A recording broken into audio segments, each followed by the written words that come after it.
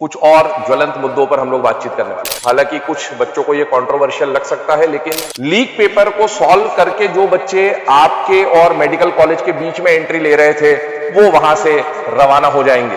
JEE advance वाले NEET का एक क्वेश्चन कह के वहां पर करवाते थे। एक एवरेज बच्चे से भी आप आके पूछोगे तो ये कह रहा था कि सर कट ऑफ 600 के ऊपर जाना तो तय है। बच्चे रीनीट होना मुझे नहीं लगता किसी के भी नुकसान का सौदा यहाँ पर होने वाला है। बिल्कुल। नमस्कार बच्चों, मैं रवि दुबे और मेरे साथ हैं वाइसराय सर। जैसा कि आप लोगों तक खबर पहुंच चुकी होगी कि एनटीए ने अपना नीट 2026 जो पेपर 3 मई को हुआ था उसको रद्द कर दिया है और उसके बदले रीनीट कराने जा रहे हैं। जिसकी डेट्स वगैरह क्या होंगी, उसके अंदर क्या क्या उन्होंने अभी जो प्रेस रिलीज किया उसमें क्या क्या जानकारी, वो थोड़ा सा हम आपको बताते हैं और फिर उसके अलावा कुछ और ज्वलंत मुद्दों पर हम लोग बातचीत करने वाले हैं। जैसा कि पेपर हुआ है, पेपर के कुछ दिन के बाद ही थोड़ा बहुत है ना, इसमें न्यूज वगैरह में हम लोगों ने भी देखा, आप लोगों ने भी देखा कि भाई पेपर लीक का मामला आया और एनटीए के इस कदम की मैं सराहना करना चाहूंगा। हालांकि कुछ बच्चों को ये कंट्रोवर्शियल लग सकता है, लेकिन मेहनती बच्चों के नजरिए से अगर देखा जाए तो आपको एक मौका और मिलने वाला है। आपका पेपर पहले अच्छा हुआ तो अब आप उसको और अच्छा कर सकते हैं, अपनी रैंक इंप्रूव कर सकते हैं। और अगर आपका पेपर किसी कारणवश खराब हो गया कि सर ऐसा हो गया वैसा हो गया, बहुत सारे बच्चे मिले कि सर हम अच्छा कर सकते थे लेकिन हम अच्छा कर नहीं पाए किसी कारणवश, कि सर टाइम लग गया, ओएमआर गलत फिल हो गई कई बच्चों से, ऐसे बच्चे मिलते हैं। तो आपके लिए एक सुनहरा मौका है बेटा कि आप उस गलती को रिपीट ना करके एक अच्छे रिजल्ट, अच्छे स्कोर की तरफ जा सकते हैं। और लीक पेपर को सॉल्व करके जो बच्चे आपके और मेडिकल कॉलेज के बीच में एंट्री ले रहे थे वो वहां से रवाना हो जाएंगे। तो एनटीए ने जो प्रेस रिलीज करा है बेटा, इसके बारे में फटाफट कुछ चंद सेकंड्स में हम लोग बात कर लेते हैं और फिर एक बहुत ही बेहतरीन बात पे हम लोग डिस्कशन करेंगे। जैसा कि एनटीए ने रिलीज करा है ये प्रेस रिलीज, इसमें उन्होंने कहा है कि जो भी पेपर अभी आपका हुआ है ना, आपके सेंटर वही रहेंगे जो इस बार आपके सेंटर थे। सेंटर में कोई चेंज नहीं आने वाला है, पहली चीज तो ये। दूसरा पॉइंट ये है कि एग्जामिनेशन की डेट अभी डिस्क्लोज नहीं की गई है, लेकिन जिस रफ्तार से एनटीए इस बार काम कर रहा है, मेरी उम्मीद है कि आप 20 से 30 दिन मान के चलिए, आपका पेपर 30 मई से लेकर 10 जून के बीच में हो सकता है। ये मेरा प्रेडिक्शन है, हो सकता है मैं गलत निकलूं, बट हाँ मेरी उम्मीद ऐसी है कि पेपर बहुत ही जल्द करवाने की कोशिश की जाएगी। अगला जो पॉइंट है, एनटीए ने यह बोला है कि भाई आपको इसके लिए कोई भी अलग से रजिस्ट्रेशन करने की आवश्यकता नहीं है। जितने कैंडिडेट्स ने पहले नीट का फॉर्म भरा हुआ है, जितने अभी एग्जाम में बैठे थे, उन्हीं कैंडिडेट्स को रीअपियर होने का मौका मिलेगा और हर एक कैंडिडेट रीअपियर हो सकता है। ऐसा नहीं है कि एग्जाम किसी पर्टिकुलर एरिया में कराया जाएगा और किसी में नहीं, ऑल ओवर इंडिया ये पेपर वापस होने वाला है। तो इस बात का ध्यान रखें, क्योंकि कुछ बच्चों के सवाल आ रहे हैं बार बार फोन पे कि सर हमारे एरिया में भी क्या पेपर होगा, नहीं होगा। तो यस, पेपर सभी बच्चों का वापस से पेपर होगा और आपके जो सेंटर्स थे वो as it is centre intact रहेंगे। डेट अभी डिस्क्लोज होना बाकी है। अगला पॉइंट मैं जो बोलना चाहूंगा, आपको रजिस्ट्रेशन वापस नहीं कराना है तो ऑब्वियसली कोई रजिस्ट्रेशन फी आपकी नहीं लगेगी। एक अच्छा सराहनीय कदम जो एनटीए का यहां पर है वो ये है कि उन्होंने आपसे जो पहले चार्जेस लिए हैं वो चार्ज वो आपको वापस कर रहे हैं। मतलब जो पहले आपसे फी ली गई है वो फी वापस की जाएगी। इसका मतलब है एनटीए कहीं ना कहीं अपनी गलती मान भी रहा है और ये अच्छी बात है कि अपनी गलती अगर कुछ हो जाए तो उसको मान लेना चाहिए। तो ये सारी कुछ मोटी मोटी बातें हैं जो एनटीए ने अभी बोला है। हाँ, एक और चीज एनटीए ने एक चीज और बोली है लास्ट में, वो ये बोला है कि बेटा अभी इस समय पर आपको अलग अलग सोर्सेस से कुछ भ्रामक जानकारियां, कुछ फॉल्स इंफॉर्मेशन मिल सकती है। तो केवल और केवल एनटीए के जो ऑफिशियल प्रेस रिलीजेस हैं या जो आपके ऑफिशियल सोर्सेस हैं, न्यूज चैनल है, आपके टीचर्स हैं, फैकल्टीज हैं, आप उनसे जो आपको इंफॉर्मेशन मिल रही है उन्हीं को सही माने। कई है ना बेसिक जो फॉल्स इंफॉर्मेशन स्प्रेड करना चाहेंगे, मिस इंफॉर्मेशन स्प्रेड करना चाहेंगे, उनके चक्करों में ना पड़े। अब वाइसराय सर मैं आपसे कहना चाहूंगा कि भाई ये रीनीट होने वाला है सर।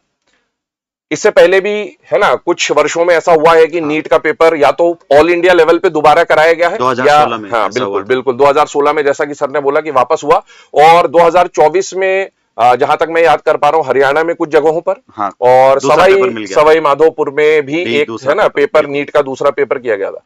तो सर बच्चों का एक बहुत ही है ना कॉमन सा सवाल आ रहा है इस समय पे हमारे सामने कि सर ये जो पेपर होने वाला है दोबारा, जितने भी दिन में होगा, 20 दिन, 30 दिन, 40 दिन, है ना, एक्सपेक्टेशन इसी के बीच में कहीं पर है। तो इस पेपर में कुछ बच्चे, अभी एक ही बच्चे का मेरे पास कॉल भी आया तो कह रहा था कि सर जिन जिन टॉपिक से क्वेश्चन आया है, तो मेरा ये मानना है कि बच्चे का ये कहना था कि मेरा मानना है कि उन्हीं टॉपिक से वापस क्वेश्चन आ जाएंगे और थोड़ा सा लेवल बढ़ा देंगे। तो सर ऐसा मतलब बच्चों के दिमाग में आना लाजमी है ना, ये सब चीजें हैं कि बच्चा ये सोचता है कि उसी टॉपिक के 4 क्वेश्चन बनाए गए होंगे अलग अलग पेपर में। तो पहली चीज मेरे हिसाब से ऐसा नहीं होता है। नहीं, ऐसा बिल्कुल पेपर एकदम नया बनेगा। और क्या पेपर के लेवल को लेकर बच्चों को तैयारी कैसी करनी चाहिए, क्योंकि हम लोग कुछ प्रिडिक्ट नहीं कर सकते, लेकिन पुरानी जो हमारे पास इंफॉर्मेशन है, पुराने पेपर जो है, उसको देखते हुए क्या कहना है आपका रीनीट? देखो, अगर अपन सर बात करें जब रीनीट हुआ है, जी सर, ठीक है सर, तो रीनीट की अगर अपन बात करें तो रीनीट आपका हुआ था 2016 में। बिल्कुल। अगर 2016 के एग्जाम की हम बात करना चाहिए तो नॉर्मल ट्रेंड के जो नीट के एग्जाम्स हो रहे थे, क्लियर, उससे बहुत ही अच्छे लेवल का एग्जाम वहां पर हुआ था। केमिस्ट्री में तो हम लोग क्योंकि है तो कुछ ऐसे क्वेश्चंस आए थे जो उस समय तक शायद पढ़ाया भी नहीं जाते थे, हमारे लेवल से ऊपर की भी क्वेश्चन थे कई सारे। उस टाइम पे तो इस लेवल के क्वेश्चंस को टच किया था जिन्होंने जेईई एडवांस वाले नीट का क्वेश्चन कह के वहां पर करवाते थे। तो वहां पर तो अगर हम एग्जाम के लेवल की बात करना चाहें, बहुत शानदार एग्जाम था, बहुत अच्छा लेवल का एग्जाम बनाया था। और दूसरी बात करें, जैसे 2024 में भी कई जगह पर दूसरा पेपर को डिस्ट्रीब्यूट कर दिया गया था। कहीं पे इंग्लिश के बदले हिंदी का पेपर हो गया था, तो वो वापस उन्होंने दूसरा पेपर दिया था। हरियाणा के एक स्कूल में ऐसा हुआ था, सवाई माधोपुर में भी ऐसा हुआ था। और उस पेपर का अगर अपन लेवल की बात करें तो जो नॉर्मल पेपर बच्चों को मिला था दूसरे सेंटर पर, उससे काफी कठिन उसका लेवल था, अच्छा लेवल वहां पर उन्होंने दिया था।